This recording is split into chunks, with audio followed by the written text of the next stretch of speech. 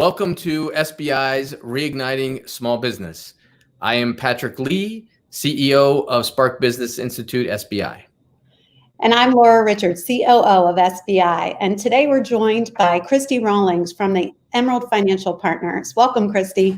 Thank you. So, Christy, tell us about Emerald Financial Partners. What are you all about? So we help small businesses maintain their accounting systems and tax compliance. We also handle some payroll and then individual tax returns as well. Okay. So I'd asked you to come on to this because we had been having a lot of good conversations around the impact that the current pandemic and the pushing of tax due date out and all of the different financial aspects of how this was affecting small businesses. And I just thought it was a really good conversation we were having. I said, why don't we bring this out and let everybody hear what you had to say? So before we get going on any of the advice or what you're seeing, I'd really like to sort of get a sense, though, of you know, Emerald Financial Partners is a business too, and it's operating in these difficult times. So tell us how it's affected Emerald and what you folks have been doing. Well, we've actually been obviously very fortunate because people have had lots of questions. So we have been able to maintain our staff and, you know, kind of be busier than ever. We immediately went home to work, and we are actually just bringing people back slowly into the office to try to get a handle on everything that's actually come in-house. And we're actually starting to shift some of the services that we're offering to offer more advisory services for getting approved for loans and things like that. We've actually had at least over 100 businesses be approved for loans, so which means they're keeping their employees on staff right now and are still maintaining some level of functionality. Okay. So, Christy, are you actually doing the paperwork for your clients? I'm not exactly submitting the paperwork, but I've definitely been on several Zoom calls where I'm actually walking them through the process depending on the bank and helping them get those numbers together. Because again, we do payroll for a lot of these clients, so we have the information to provide them immediately with what they need to get the applications. And because we have different clients at different banks, we actually know the process at a lot of the different banks around town to get things going and what do they need and how do they get approved quickly. Have you ended up needing to do innovation during this time for your business? I mean, is Emerald doing anything innovative or doing things in wildly weird ways? I mean, I don't think it's anything different than what everybody else has, you know, done. I mean, we're obviously doing appointments via Zoom. We offered a tax pickup and drop off service at people's homes if that was something that was necessary, but I still don't think that with the pushback deadlines that people are in the frame mind of getting their tax returns done.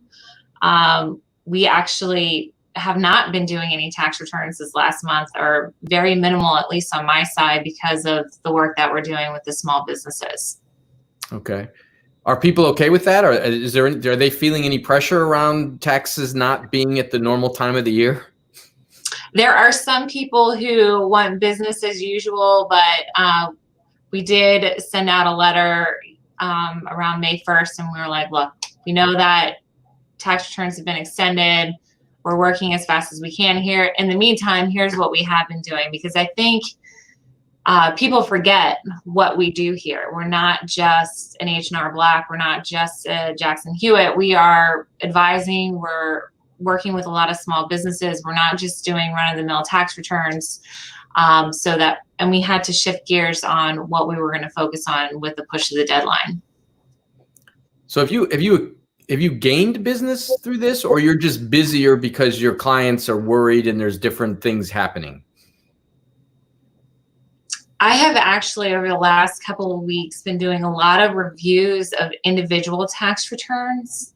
I think people are trying to figure out, all right, I did my own tax return because the tax law was supposed to be easier, you know, last year, but I paid more or I owed a lot of money. Can you take a look at this and make sure I did it right? And if if I didn't do it right here, fix it.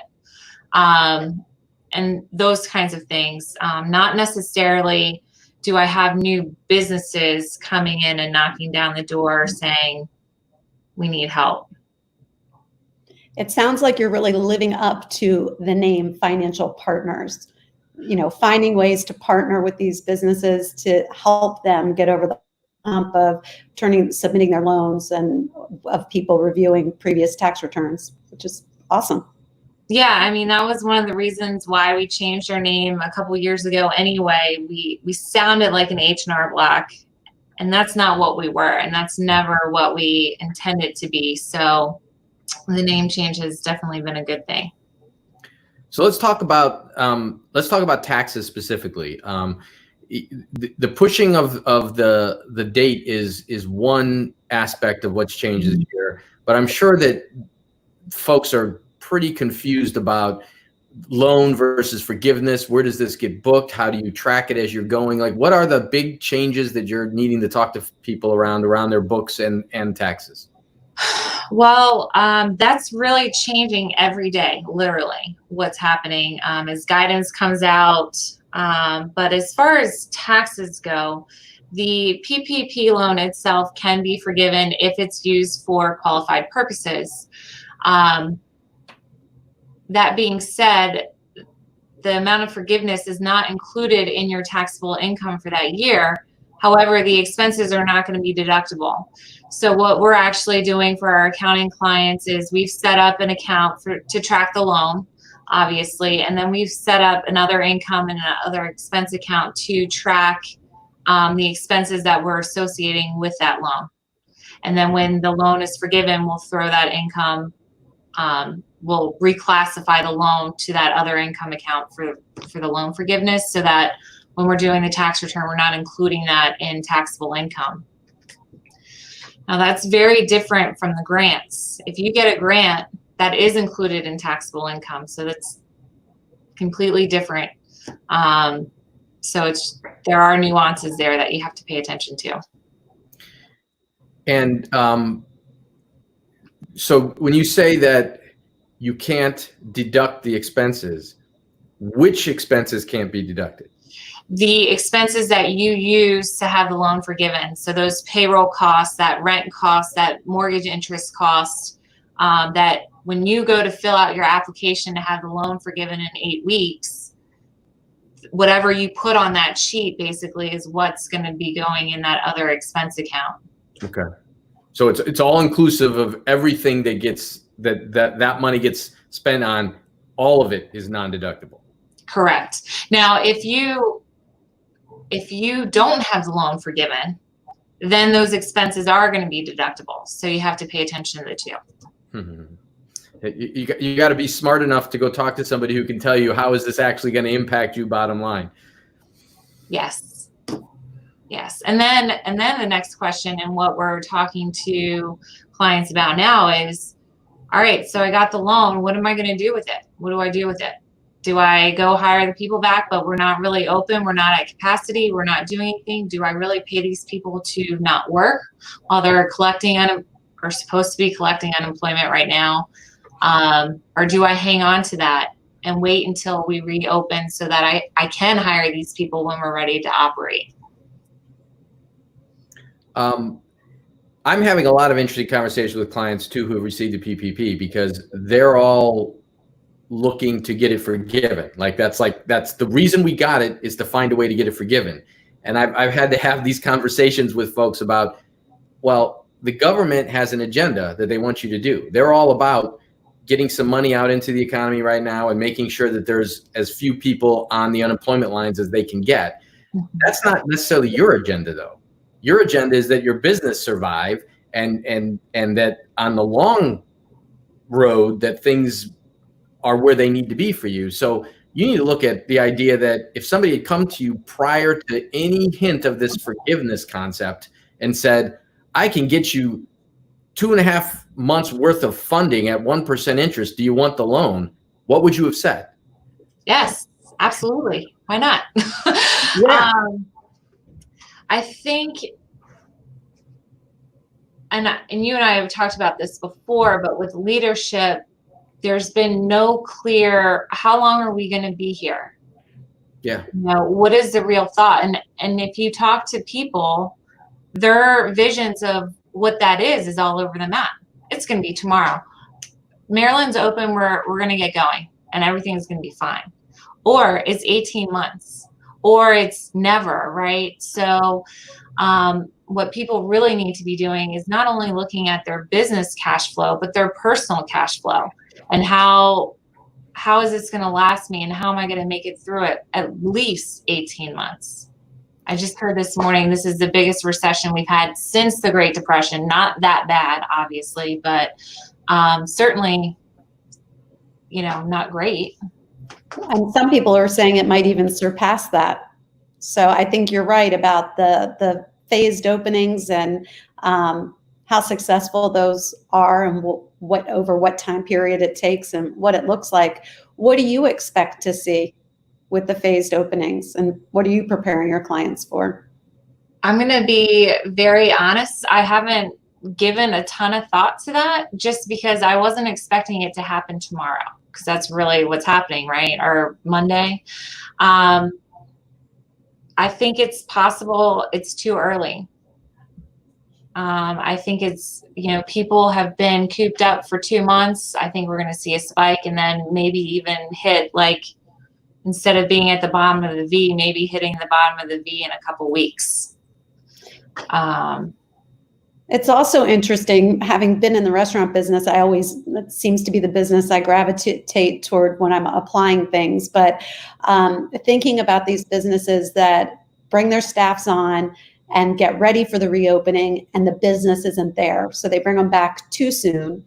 And then they face more financial hardship. So I think you're right in terms of gauging. Just because they say some things can open doesn't mean that's the timing of when they should open. And it's something that is obviously going to be on a case-by-case basis, need to be really well looked at. I think all eyes are on Georgia, and we're kind of waiting to see what happens in Georgia since they were kind of the frontiers on this. So thanks for being the front runners, really. And the data coming out of Georgia is kind of interesting because it's the hotspots aren't happening in the urban areas. It appears, at least it appears that way right now. It's all of a sudden there's a whole bunch of weird rural area hotspots, and I'm wondering why that is. Not that any of us know, but it's just a curiosity as we look at that. Maybe some of those rural people went to go eat and they came back and they got it, you know, I mean. Yeah. And I think a lot of folks who do not believe and who aren't protecting, because this is all just a political thing, the proof of this being a true pandemic is going to be because you start catching it, right? Let's talk about your clients, because you're not just preparing taxes like you said and all that. You're advising clients. So they're coming to you right now with a whole bunch of questions and a whole bunch of problems. Give us sort of a overview of what are the main concerns and main things that they're talking about. But also, if you would, there's got to be a couple of wildly interesting off the map stories that you have from one or two clients. I'd be curious, without naming names, what sort of things you've seen that surprised you.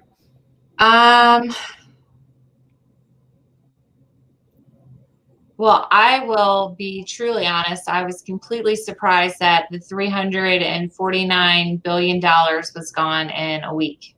I will be very honest there. Maybe a little naivety there, but I was completely shocked by that. What do I see happening with my clients?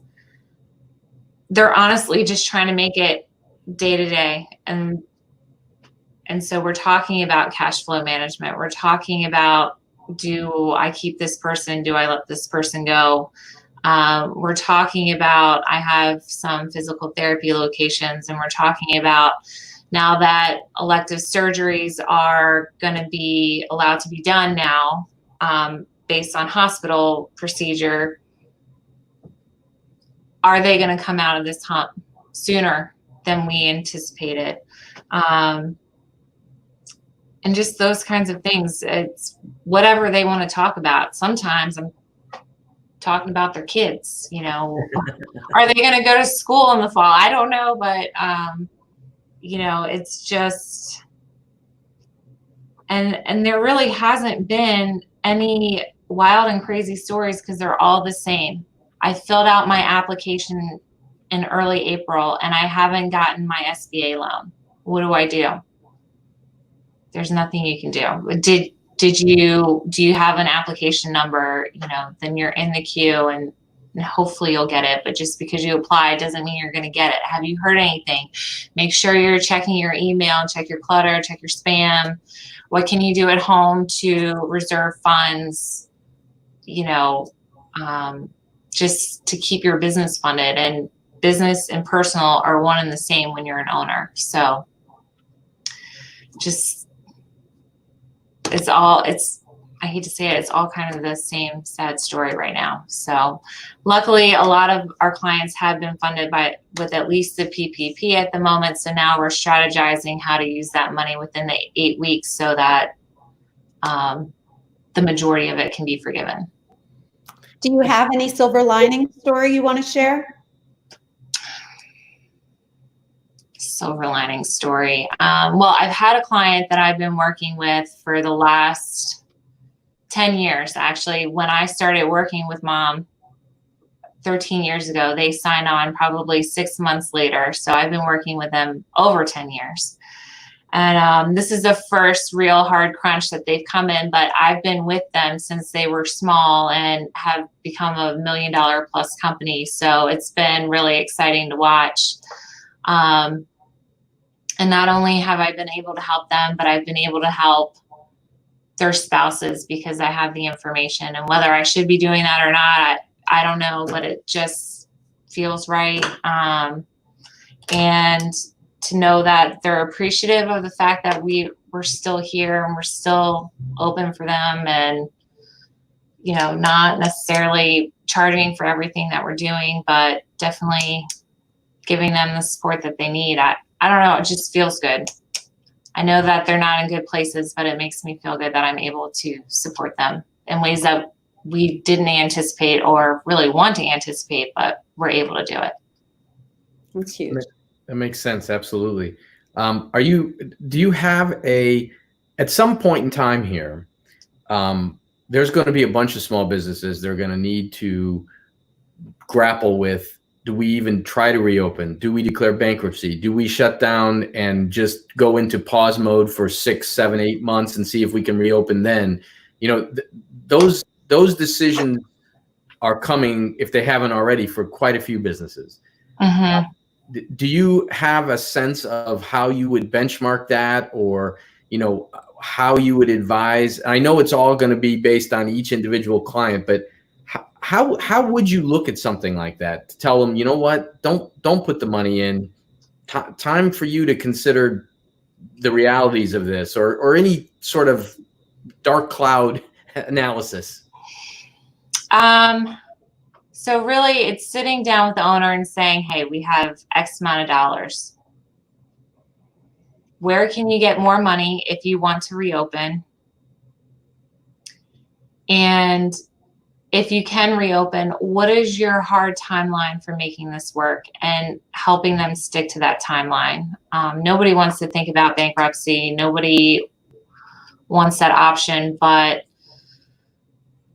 there's only so much money. And at some point, you have to take the emotion out of it. And as a business owner, you're emotional about your business. So it's really helping them be accountable to the decisions that they've made ahead of time. So it's always, you should always be planning for your worst, best, and okay scenario. So planning for your worst when you start your business is the best way to go. So if you said, I'm going to give it 2 years to run before I cut ties, what is that timeline now? And how do we adjust that? And really it's based on cash and lending capabilities. Is there any particular, I don't know the breakout of your clients and the industries they're in and all, but is there any particular industry that you're seeing that is optimistic? We can all point to the ones that are pessimistic, in the restaurants and the retail and all that, but are you seeing some that are surprisingly benefiting or are optimistic about what's going to happen after this? We haven't hit that stage yet. Okay. A lot of my clients, I do have some attorneys that are clients. I do have some, physical therapy places that are clients. So they're, we expect to see them come back at some point, right? But what I do see is the one particular client that I've been with for a long time is we're trying to shift ways in how they're doing their business. So can we conduct webinars versus traveling to locations, because they were going and providing training to different organizations across the country. Well, that's yeah. Right. So trying to shift the way that they're providing their services. But I don't see any particular, I don't have a grasp on who's coming out of this on top. IT, I mean, yeah. Right. Zoom, Microsoft Teams, anybody who can get us and keep us connected is going to be on top. But Okay. IT, I've already been on top, so I don't know. All right. Well, thank you very much. Is there anything you'd want to just give as a general piece of advice as we prepare for what I guess is our slow and methodical reopening, according to Governor Hogan? Judgment. You're your own best critic, right? So use your own judgment skills. Don't be crazy. But obviously start out every day with a task. And once you have that task, get that task completed and stop trying to make 20 different decisions at one time. 20 different decisions at one time leads to no decisions. So. Good advice. Well, Christy and Patrick, thank you all for taking one of the tasks that was on my plate to do and getting this podcast done and making it happen. Christy, I hope we can talk to you some more over the course of the opening of the state and check back with you on how you're doing and how your clients are doing as well. Thank you so much for having me. I appreciate it. See you soon. Bye. Thank you all Bye-bye, for tuning in.